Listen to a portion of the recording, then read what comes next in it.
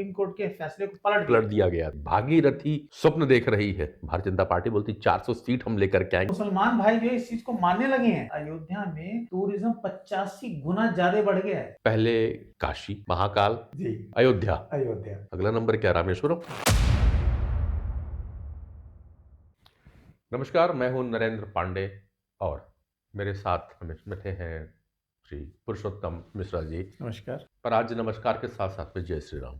जय श्री राम। माहौल ही कुछ ऐसा हो जी, गया है जी, पुरुषोत्तम जी। भैया की हर जगह पे राम मैं होता चला जा रहा, राम राम राम। बोला।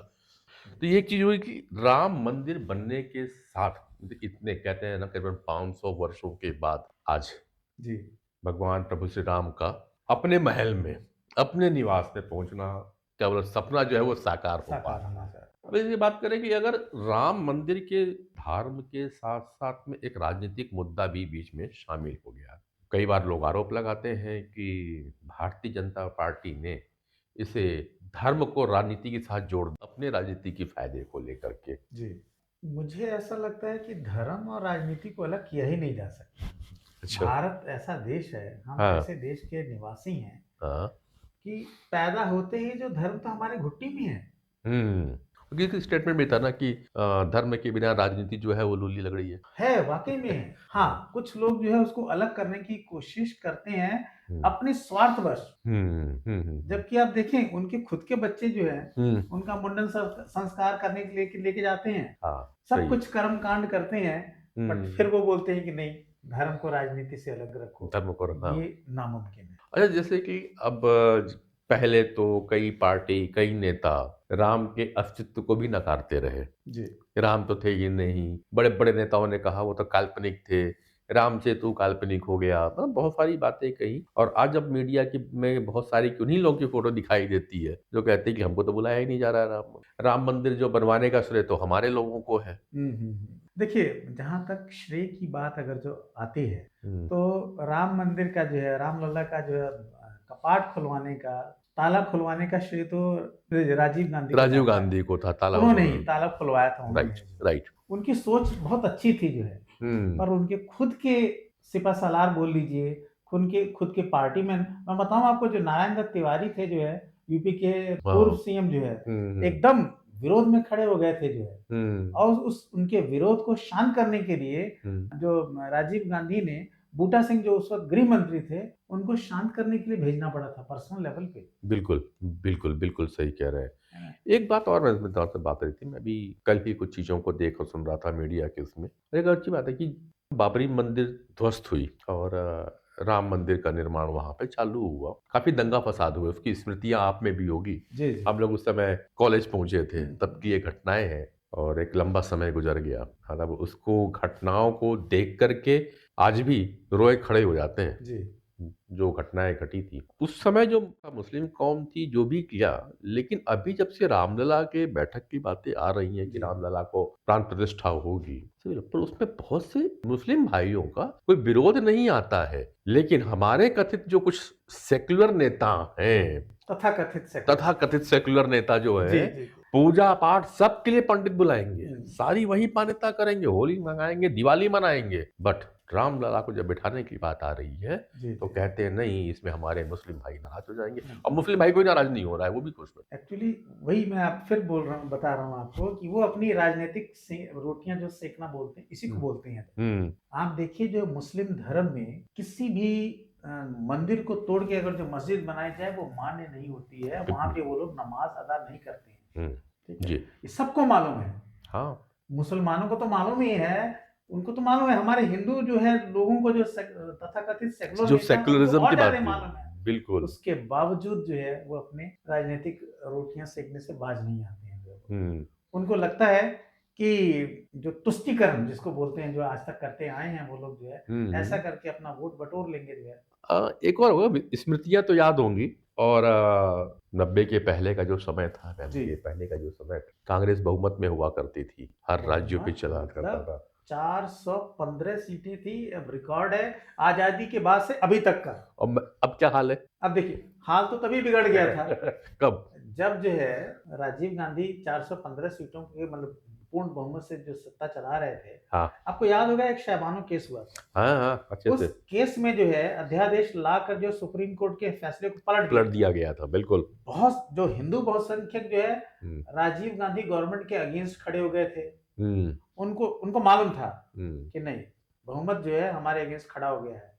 हम्म इसी के चक्कर में उन्होंने जो ताला खुलवाया था कि ताला खोल देने से जो है बहुसंख्यक जो है हमारे फेवर में आएंगे। हम्म। और आपको याद होगा 4 महीने पहले जो है उन्होंने चुनाव घोषित हाँ, करवा दिए, समय के पहले चुनाव की घोषणा सिर्फ हो गई इसलिए थी। कि अभी मैंने ताला खुलवाया है, ये ताजा ताजा है, लोगों के जेहन में है हम्म। और वोट जो है हमें ही देंगे। कहाँ चूक हुई थी? चूक जो है राजीव राजीव गांधी का। से नहीं, मतलब चूक हुई थी हम्म जो उनके जितने भी सिपा सलार थे जो है उनके विरोध में थे। जो है उन्होंने ऐसा नैरेटिव सेट किया, ताला खुलवाने के बावजूद भी जो है कांग्रेस जो है एंटी हिंदू पेंट हो गई हिंदुओं के जनमानस में। और देखिए 415 से जो है 197 सीट पर आ गए और मामला हाथ से उनके निकल गया। भाजपा को 2 से 85।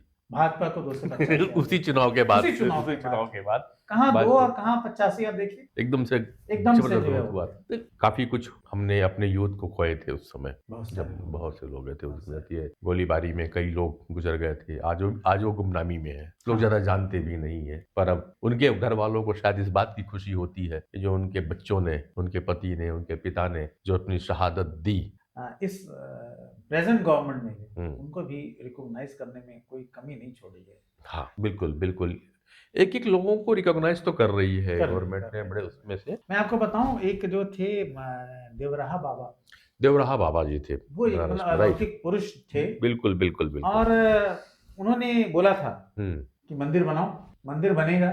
तो एक पत्रकार ने ऐसे ही पूछ लिया था कि इतने मतलब क्योंकि मुसलमान भाई जो एकदम खिलाफ हैं, बिना दंगे फसाद के कैसे बनेगा? नहीं, रास्ता निकल आएगा, मंदिर वहीं बनेगा। और अभी जो उन्होंने जो है वो बांटे हैं जो निमंत्रण पत्र, उसमें उसके पीछे देवराहा बाबा की बकायदा तस्वीर है। बिल्कुल तस्वीर है देवराहा बाबा। देवराहा बाबा की बहुत सारी और अलौकिक कहानियां मौजूद है। और उसी में एक नाम अभी भी चालू हो रहा है जो हिंदुत्व का झंडा लेके चल रहे हैं, जिसमें अपने राम भद्राचार्य जी का भी बहुत आता है। तो खैर हम उसकी बात करेंगे राम भद्राचार्य के ऊपर में। पुराना तो चला और कांग्रेस का क्या हश्र हुआ उसके पश्चात तो सबको दिखाई दिया। और जो राम मंदिर के मुद्दे को लेकर के एक विशेष पार्टी भारतीय जनता पार्टी और उनकी जो नेता थे जिस तरह से देश में आगे बढ़े, उसका भी लोगों को परिणाम दिखाई पड़ रहा है। तो बात ये थी 2 से 85 और फिर 85 से 300 का आंकड़ा भारतीय जनता पार्टी अब एक प्रकार से भागीरथी स्वप्न देख रही है। भारतीय जनता पार्टी बोलती 400 सीट हम लेकर के आएंगे इस लोकसभा में। 22 जनवरी का ऐतिहासिक दिन जब रामलला विराजेंगे और उस पे जब स्टेटमेंट आता है प्रधानमंत्री का कि हिंदू रहना है पर आक्रामक नहीं होना है, ये एक संदेश क्या देखती हो? देखिए अगर जो हम 2019 के चुनावी रिजल्ट देखें जो है वोट शेयर तो भाजपा को जो है 49.85% वोट मिले। 14 मतलब 50%, ऑलमोस्ट 49%। और उसके बाद अगर जो हम देखें 5 सालों में जो है मंदिर बनता है, प्राण प्रतिष्ठा होने वाली है और बहुत ही शानदार ढंग से होने वाली है, बहुत पीसफुली हो रही है। हाँ मतलब हमारे जो मुसलमान भाई जो इस चीज को मानने लगे हैं, बिल्कुल कहीं भी उनके मन में जो है कसावट नहीं है।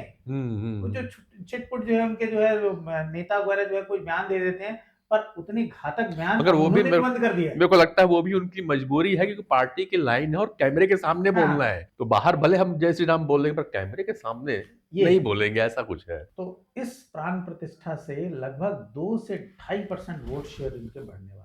अगर 2 से 2.5% वोट शेयर तो जो मोदी और शाह बोल रहे हैं तो 400 आ रही है। फिर तो 400 आना ही आना है, मात्र 2 से 2.5%। मैं आपको बताऊं, ये मतलब आंकड़े हैं वहां के टूरिज्म के। अभी देखिए प्राण प्रतिष्ठा हुआ नहीं है, अयोध्या में टूरिज्म 85 गुना ज्यादा बढ़ गया है। और जो जीडीपी का जो है अब एक बड़ा स्ट्रेटेजिक सोच है। देखिए अगर जो देखें प्रधानमंत्री नरेंद्र मोदी की तीर्थाटन के साथ अगर जो पर्यटन को जोड़ दिया जाए, टूरिज्म के साथ तीर्थ जुड़ गया, बिल्कुल बिल्कुल बिल्कुल, मात्र 2 से 2.5, फिर मैं बोल रहा हूँ 2 से 2.5%। अभी हमारी जीडीपी जो है लगभग 7.6 जा रही है, 7.5% जा रही है।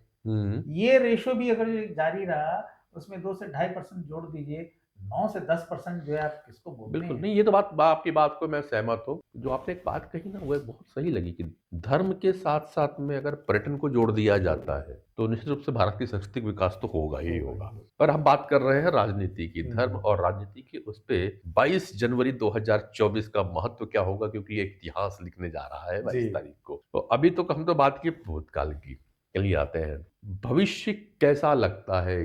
क्या जो ये बार-बार भ्रम फैलाया जा रहा है लोगों के पास में, खास करके मुस्लिम कम्युनिटी में, कि अगर ये राम मंदिर बन जाता है और हम तो जो धार्मिकता बढ़ जाएगी, हिंदू कट्टरवाद बढ़ जाएगा, क्या हिंदू इतना कट्टर कभी हो सकता है? कभी नहीं हो सकता। अभी मैं आपको बताऊँ, हुँ, हमारे एक मित्र हैं, वो मुस्लिम कम्युनिटी से आते हैं। ऐसे ही जी। मैंने उस छेड़ा मुझसे, कह रहे यार आप लोग वाक़ई क्या सोच, बोले सर जो आम जनमानस मुस्लिम है ना, वो बड़ा हुँ, पॉज़िटिव है।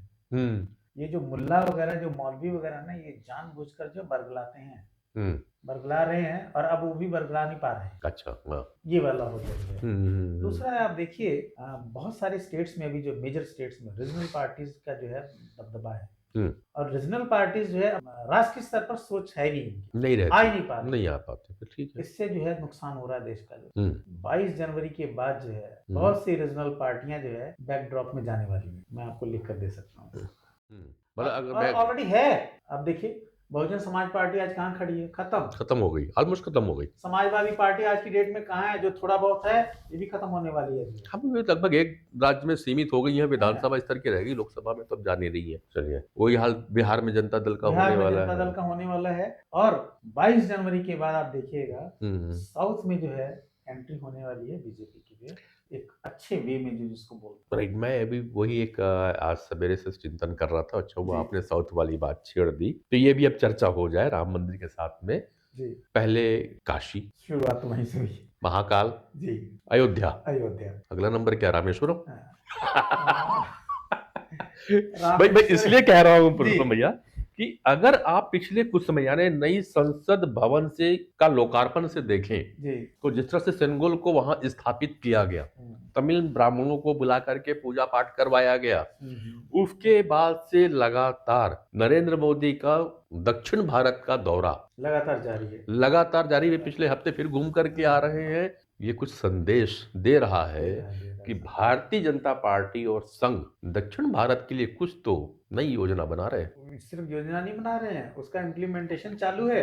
है ना? मतलब इम्प्लीमेंटेशन चालू है। अनफॉर्चुनेटली जो है, अगर ये देखें तो कर्नाटका ये हार गए, कर्नाटक हार गए, ठीक है है। ना, अनफॉर्चुनेटली। हाँ। बट परंतु उस चीज ने जो है इनको मतलब कि अलर्ट कर दिया है। नहीं। तो मैं ऐसा सोच रहा था कि अयोध्या से निकले राम, हम्म, उद्देश्य एक था, जी।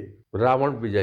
हम्म, और रावण विजय के पूर्व और पश्चात उनकी जो पूजा हुई थी वो रामेश्वरम में हुई थी। हम्म, ये कहते हैं, बनाया रामेश्वरम बनाया ही बनाए गया था। जी, और जी। बड़ा अच्छा है, हाँ, रामा ईश्वरा यस्य सह और रामस्य ईश्वरा।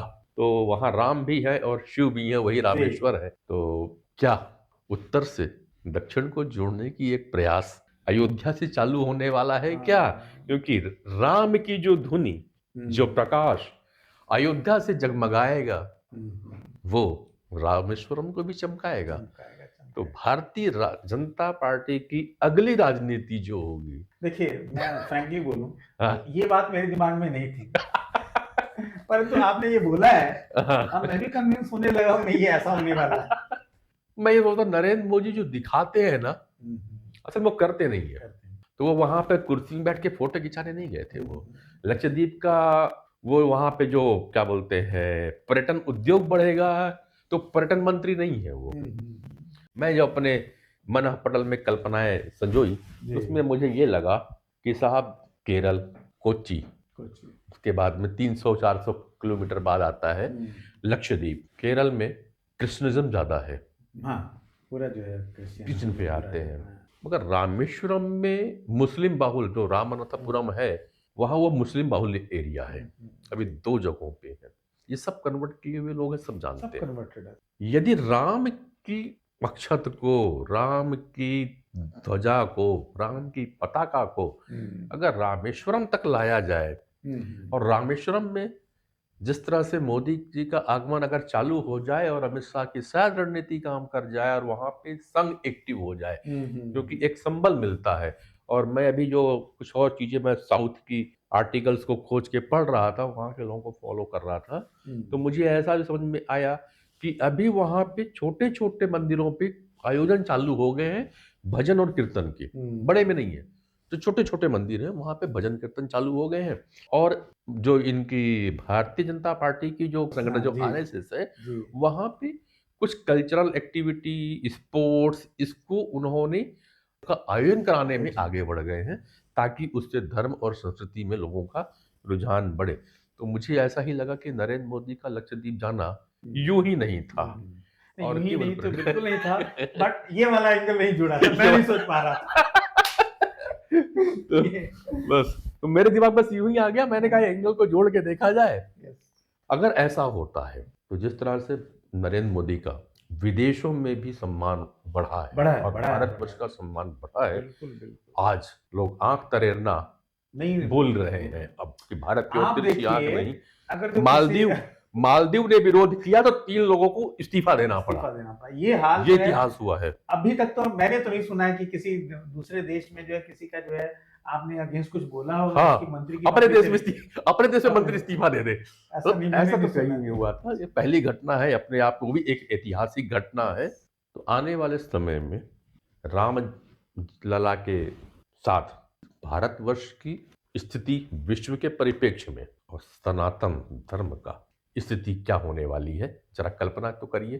कल्पना अपने जहन में आ रही है। और जो है एक जो ये जो विश्व गुरु हम बोलते हैं, वो भी एक स्टेप बाय स्टेप, एक वो कहावत है अंग्रेजी में, one step up and one step down that is the way to London town, ये कहावत है अंग्रेजी में जो है। तो ऐसा नहीं है कि मतलब तुरंत हमने आंख खोली और एक दिन विश्व गुरु बन गए, नहीं नहीं, बिल्कुल बिल्कुल, धीरे धीरे धीरे धीरे धीरे धीरे जो है ये स्टेप बाय स्टेप होगा। और मुझे लगता है कि सही रास्ते पे और सही स्टेप मोदी जी ले रहे हैं, पेरेंट ऑर्गेनाइजेशन आरएसएस ले रही है।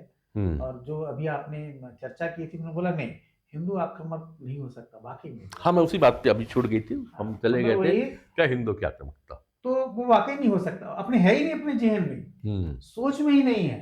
हाँ, जब किसी चीज की अति हो जाती है तब फिर वो आवश्यक हो जाता है। तो आक्रामक कहाँ हुआ, तो डिफेंस हुआ। हाँ, वो डिफेंस हुआ, वो आक्रामकता नहीं हुई। अब अच्छा, ये सदियों से आप देखिए, हमने तो जो दूसरों को जो है गले ही लगाया है, गले ही लगाया है, और जरा भी मन में मलिनता नहीं आई है। चाहे वो आप यहूदी देखिए, चाहे वो पारसी देखिए, कोई भी कम्युनिटी देख लीजिए। तो कुल मिलाकर अगर आज की दरबार का समापन करूं तो केवल इतना कहूं कि आपको गमछा पहनाने के लिए हमने चंदन लगाना भूल गए थे। अब हमने चंदन लगाया है, टीका लगाया है, जिसको हमारी आक्रामकता न समझे, हमारी पहचान है। है ना? बिल्कुल। तो नमस्कार करूंगा इसके साथ ही, और इसी तरह के विषय को देखने के लिए अगर आपको पसंद आता हो तो जरूर एक बार कमेंट जरूर कर दिया करें आप लोग, ताकि हम आपके लिए अच्छे विषय लेकर के आए। नमस्कार।